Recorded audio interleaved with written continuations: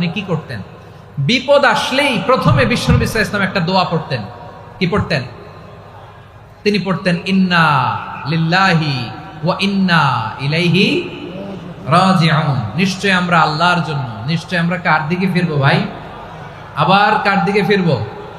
আওয়াজ করে বলুন তো, আমরা এসেছি কার কাছ থেকে, আবারও ফিরে যাব কার কাছে? এজন্য বিশ্বনবী পড়ছেন ইন্না লিল্লাহি ওয়া ইন্না ইলাইহি রাজিউন। নিশ্চয় আল্লাহর জন্য, ওই আল্লাহর দিকেই আমরা ফিরে যাব।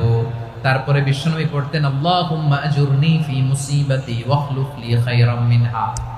একসাথে প্রথমে পড়তেন ইন্না লিল্লাহি ওয়া ইন্না ইলাইহি রাজিউন, তারপর পরে পড়তেন আল্লাহুম্মা আজুরনি ফি মুসিবাতি ওয়াখলুফ লি খায়রাম মিনহা। মানে আল্লাহ, এই যে আমি বিপদে ধৈর্য ধারণ করলাম, এটার সব তুমি আমার দাও, আর যেটা হারালাম এর চেয়ে ভালো কিছু দিয়ে মেকআপ করে দিও।